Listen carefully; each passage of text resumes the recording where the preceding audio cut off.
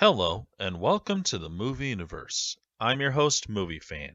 Not too long ago, all over the web, you were seeing all kinds of fan films for Power Rangers. I'm going to talk about the best ones I've come across. The first one I want to start off with is Zordon of Eltar. Now, I've talked about this before, so I won't try to repeat myself. It was a very well made prequel, done by writer Cisco Davis Jr., and starring so many people like Lion Beckwith as Goldar, and he was great, by the way.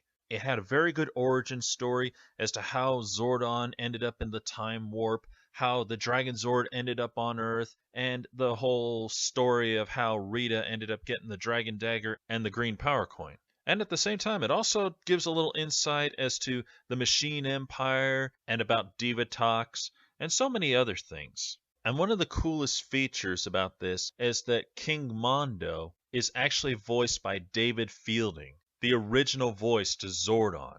That's more awesome than you can imagine because there's a scene where Zordon and King Mondo are talking to one another. So, in a sense, because I know who is playing King Mondo, it's like Zordon is talking to Zordon, which is such an awesome feeling that I can't even describe it. A very good prequel, very original story, definitely one you might want to check out, and I'll put the link below for that. Another good fan film made by Cisco Davis Jr. would be Teenagers with Attitude. It's just basically a little small starting point for our five Rangers before Zordon takes them to the command center. And in fact, Zordon of Eltar coincides with it.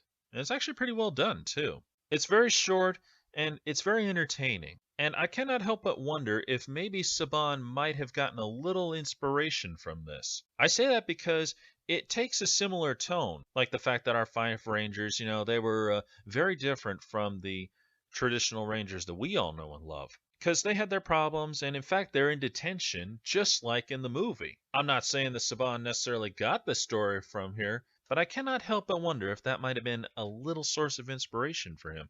I'll let you be the judge. And he was working on a third one called Back to Action. Unfortunately, that fell through because he couldn't get the funding for it. And I'm sad to hear that because I had some pretty high hopes for that.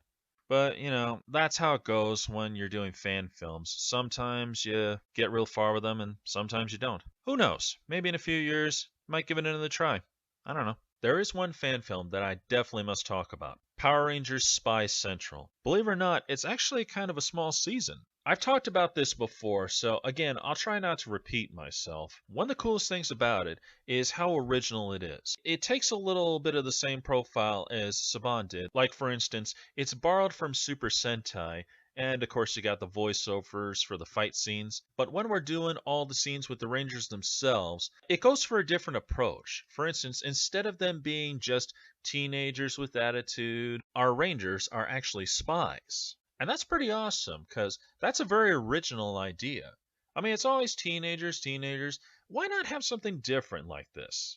And that's why I like this because it's very different. Our Red Ranger, he talks tough, he acts tough, and instead of saying it's morphin time, he actually says it's spy time. Now, as much as I love It's Morphin Time, that's pretty cool. And then there's the great villain himself, Lord Cyberram, who, believe it or not, is actually a friend of mine. He plays his part really well. He acts evil, and his costume is amazing. I think we can all agree on that. That is one awesome costume.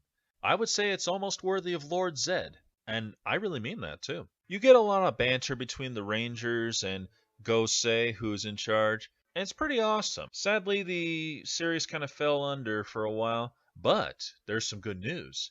They're working on a season 2.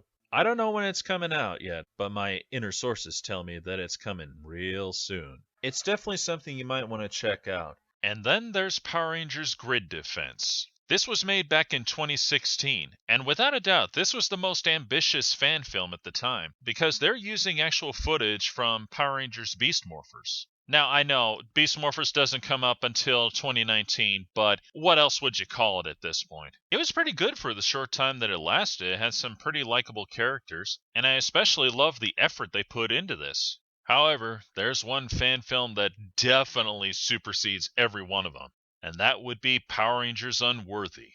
Nobody saw this coming until it finally arrived on YouTube, and boy, it gained popularity so fast, it was absolutely incredible. For those of you who haven't seen it, it's pretty much a different spin on the Power Rangers genre. The story takes place in another dimension where our original Power Rangers are fighting off putties, and they come up against their newest and definitely most greatest foe ever, the Arbiter. Apparently, he's the first Power Ranger, and without a doubt, he is more powerful than any foe that they've ever come across, because he is going from dimension to dimension, grabbing and destroying power coins, because he has declared every one of them unworthy. To put it bluntly, he's destroying every Power Ranger from every dimension. There's quite a few episodes out now, and it is a great series. I would highly suggest that if you haven't seen it, you better check it out. It's definitely worth watching. In this world, the Rangers have different suits, and believe it or not, this features a female Tommy Oliver. Obviously, this came up because after Power Rangers 2017 came out, the cast from that movie was trying to demand that they make Tommy Oliver a girl.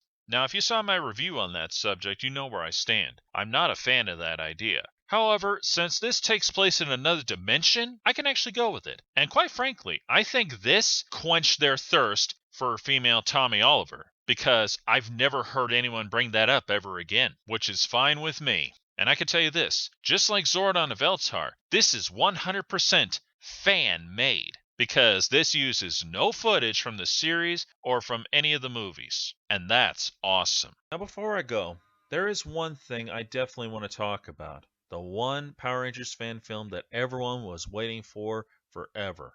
MMPR. There was a lot of hype going around online for it. There was all kinds of talk.